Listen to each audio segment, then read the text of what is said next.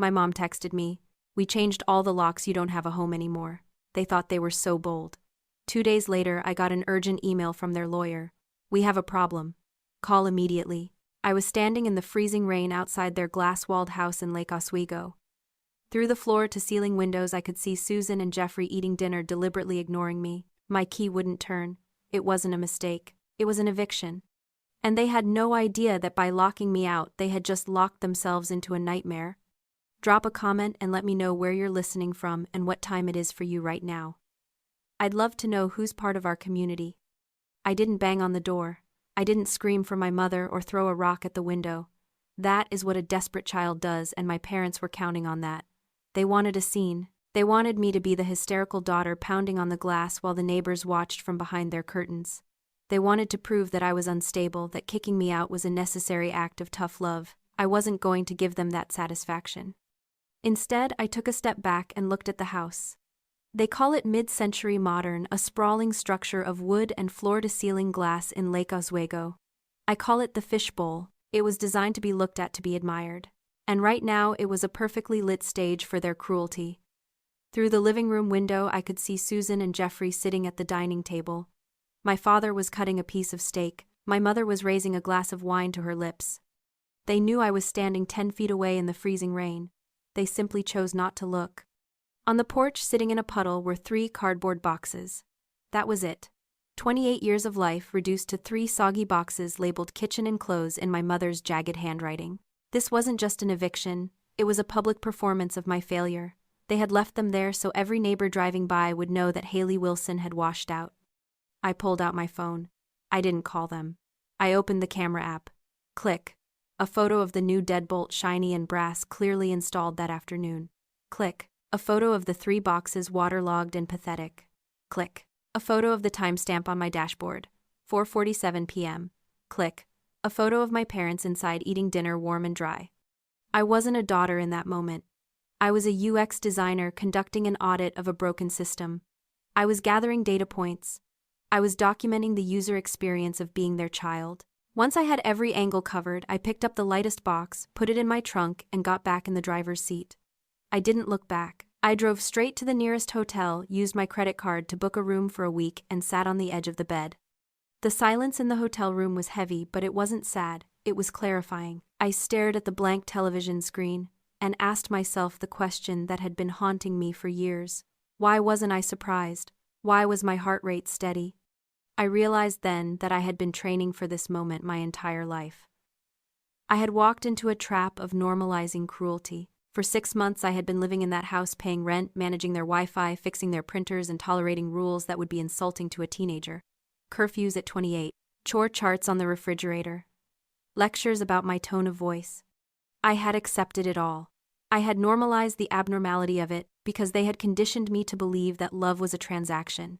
I thought that if I just paid enough, if I just behaved enough, if I just made myself small enough to fit into their fishbowl, I would finally earn the affection they gave my brother Brandon for free. I thought love was a wage, and I was just an employee on probation. But looking at the photo of those wet boxes on my phone screen, the transaction finally cleared.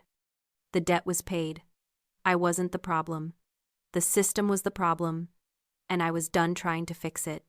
I was going to dismantle it. To understand why I didn't break down, you have to understand the architecture of my childhood. We didn't live in a home. We lived in a curated museum exhibit. The fishbowl wasn't just a nickname, it was a lifestyle. My parents, Susan and Jeffrey, were obsessed with transparency, not the emotional kind, but the aesthetic kind. Everything had to be visible, pristine, and envy-inducing. And in that display case, my brother Brandon and I were props. Brandon was the golden child, the prince of the glass castle. He was charismatic, loud, and utterly reckless. He crashed his first car at 16, a convertible my father bought him. My parents called it a learning experience and bought him a new one. He started 3 businesses in his 20s, funded entirely by loans from my parents that were never repaid. Each failure was reframed as entrepreneurial spirit. He failed upward with a velocity that defied gravity, buoyed by my parents' desperate need to believe their son was a genius. And then there was me, Haley, the scapegoat. If Brandon held their ego, I held their shame.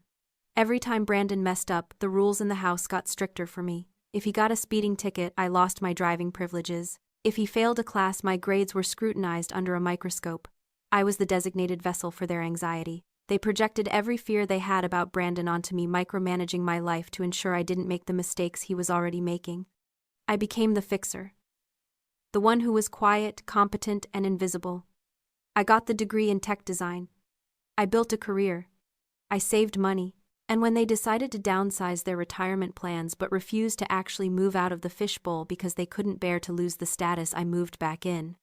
They told the neighbors I had stumbled in my career and needed a soft place to land. The truth was, I moved back to help them.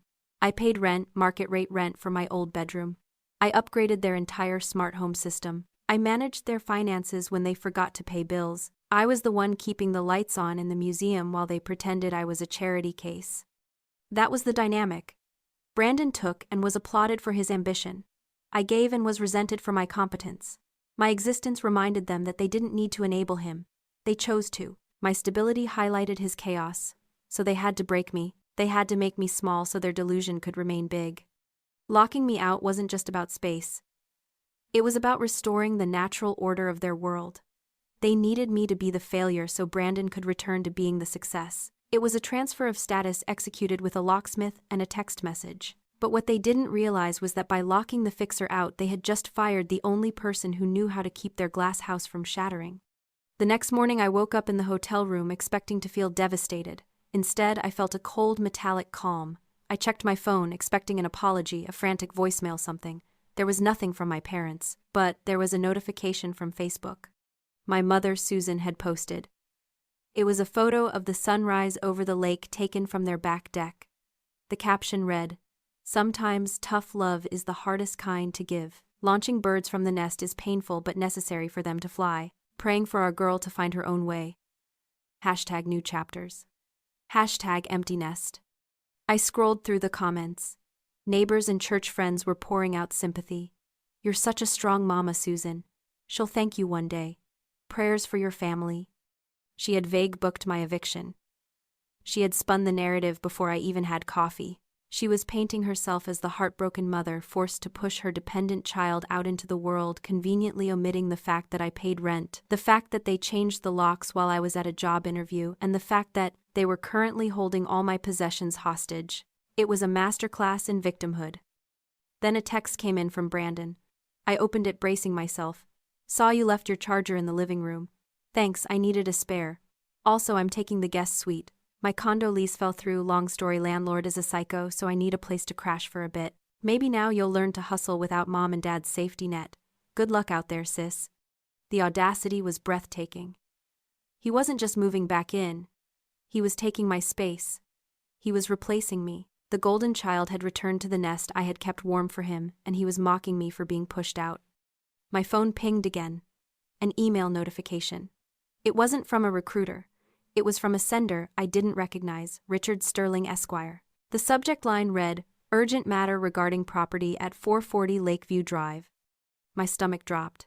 They were suing me. They had locked me out, stolen my deposit, and now they were probably suing me for some imagined damages to the guest room. I opened the email, my thumb hovering over the delete button. "Dear Miss Wilson, I represent the Margaret Trust. We have received an automated alert regarding a breach of access at the property referenced above. Please contact my office immediately. This is a time-sensitive matter regarding your residency rights." The Margaret Trust. My grandmother.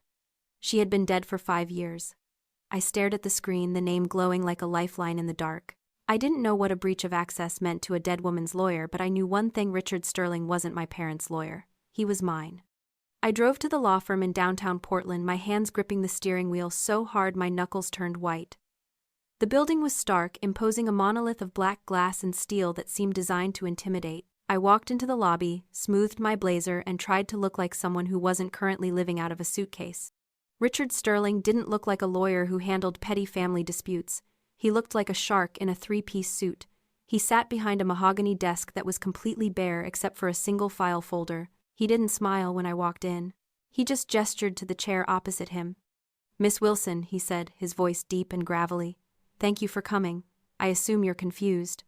"Confused is one word for it," I said, trying to keep my voice steady. "I assume my parents are suing me." "No," Richard said, opening the file. "Your parents aren't suing you. They don't even know I exist. I represent your grandmother, Margaret Wilson, or rather I represent her estate. My grandmother died 5 years ago. She did. But before she passed, she set up a very specific, very conditional trust regarding the property at 440 Lakeview Drive. He slid a document across the desk. The house your parents live in, the house they just locked you out of. I looked at the document. It was a deed transfer dated 6 years ago. The owner listed wasn't Jeffrey or Susan Wilson, it was the Margaret Wilson Revocable Trust. Your grandmother bought that house, Richard said. She allowed your parents to live there to raise you and Brandon there, but she never transferred the title. She knew your parents well, Haley. She knew their tendencies, so she included a clause. He pointed to a highlighted paragraph. Condition of residency. The trustees Jeffrey and Susan Wilson maintain the right of occupancy only so long as the beneficiary Haley Wilson is guaranteed unrestricted access and residence rights. Any action taken to bar, evict, or exclude the beneficiary without cause immediately terminates the trustee's right of occupancy. I stared at the words, the legal jargon blurring into a singular, earth-shattering realization. They don't own the house, I whispered. No, Richard said. And by changing the locks and sending you that text message which you wisely documented, they didn't just evict you, they triggered their own eviction. The house now belongs to the trust, effective immediately. And as the primary beneficiary, you decide who stays. The room spun. The fishbowl, the symbol of their status, the weapon they had used to control me, it wasn't theirs. It never had been. It was a loan, a test, and they had just failed it in the most spectacular way possible. But that's not all, Richard said, flipping a page. There's the matter of the Launchpad Fund. The Launchpad Fund, I asked, the words feeling foreign in my mouth. $144,000, Richard said, sliding a bank statement across the desk. Your grandmother set it aside specifically for you. It was meant to be released when you turned 22 to help you start your life. Buy a home, start a business, travel, whatever you wanted. I stared at the numbers. $144,000. I thought about the years I spent eating ramen, the student loans that were still eating half my paycheck, the humiliation of moving back home because I couldn't afford rent. I never saw a dime of this. I know, Richard said, because the trustees, your parents, exercised their discretionary access to the funds. They claimed it was for essential home maintenance to preserve the asset value for the trust. He pulled out another sheet, a forensic accounting report.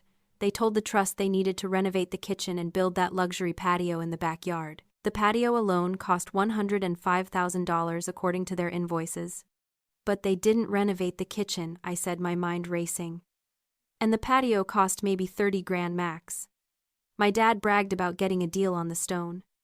Exactly, Richard said. So we traced the wire transfers. The money didn't go to a contractor. It went to a firm called Kensington & Associates. Who are they? They are a high-stakes criminal defense firm in Seattle, Richard said. Does the date 3 years ago mean anything to you? 3 years ago. I closed my eyes, scanning the timeline of my family's curated history. Brandon, I whispered. That was when he sold his second business and moved to Europe for a sabbatical. He didn't sell it, Richard corrected. He was facing an indictment for wire fraud and embezzlement. He was looking at 5 to 10 years in federal prison. Your parents didn't renovate the house, Haley. They bought his freedom. They used your future to pay for his past. The room went silent. The betrayal wasn't just about money. It was about worth. They had looked at my potential, my safety, my dreams, my independence, and decided it was less valuable than Brandon's criminal record. They had burned my life to keep him warm. Richard reached into his drawer and pulled out a sealed envelope. It was yellowed with age. Margaret left this for you. She gave me strict instructions. Give this to Haley only if the house is compromised. I took the envelope. My grandmother's handwriting was shaky but distinct. To my Haley in case of emergency. I opened it. My darling girl, if you are reading this, they have done it. I always feared they would. I watched them enable him, and I watched them diminish you. I knew that one day Brandon would need saving, and they would look at what I left for you and see it as a resource for him. I knew they would sacrifice you to save him. I couldn't stop them from being who they are, but I could give you the power to stop them when the time came. The house is the trap, Haley, and the money is the key. Don't let them explain. Don't let them apologize. They made their choice. Now you make yours. Love, Grandma M. I folded the letter. The tears didn't come. Instead, a cold, hard resolve settled in my chest. I wasn't paranoid. I wasn't crazy. I wasn't just too sensitive. My grandmother had seen it all. She had seen the train coming 5 years ago, and she had built me a bunker. "What do we do now?" I asked, looking up at Richard. He smiled a sharp, shark-like grin. "Now we execute the eviction." I drove back to the fishbowl. It was dusk, and the house was glowing like a lantern in the dark. I could see them inside, Susan, Jeffrey, and Brandon raising glasses of champagne, celebrating, probably toasting to Brandon's new lease on life, or perhaps just relief that the problem of me had been dealt with. I parked in the driveway right behind Brandon's sports car. I didn't feel fear. I didn't feel sadness. I felt like an executor. I walked to the front door. This time I didn't use a key. I rang the bell. Once. Long and hard. Jeffrey answered, holding a half-empty glass. He looked annoyed, then smug. "Haley, we told you you don't live here anymore. If you're here to beg—" "I'm not here to beg," I said, my voice flat, devoid of emotion. I used the Grey Rock method, uninteresting, unreactive, impenetrable. "I'm here to give you this." I handed him the thick manila envelope from Richard's office. "What is this?" Susan appeared behind him, looking concerned. Brandon strolled up, smirking. "It's an eviction notice," I said. Jeffrey laughed. "Eviction? It's my house." "No," I said, "it's the trust's house, and the trust only lets you live here if I live here. Page 4, paragraph 2. Jeffrey ripped open the envelope. I watched his eyes scan the document. I watched the color drain from his face, leaving it gray and old. This can't be right," he stammered. "It is," I said. "You triggered the clause when you changed the locks. You evicted yourselves." "But we can fix this," Susan said, her voice rising in panic. "We can just give you a key, you can move back in, we'll make space." "No," I said. "Because there's also the matter of the Launchpad fund." I looked at Brandon. He was still smirking, but it was faltering. $144,000, I said to him. "That was my money. Grandma left it for me, and Mom and Dad stole it to pay your lawyers." Brandon froze. Susan let out a small, strangled noise. "You knew," I said to Brandon.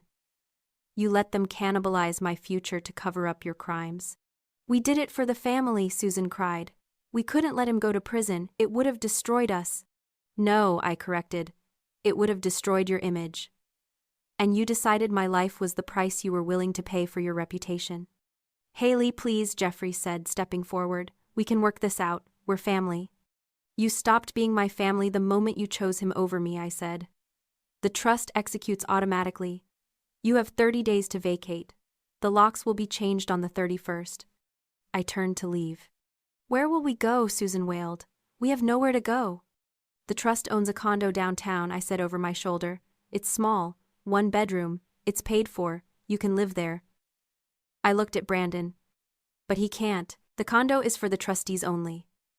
"Brandon, you're on your own. Maybe now you'll actually learn to hustle." I walked back to my car. I didn't look back at the glass house. I didn't need to.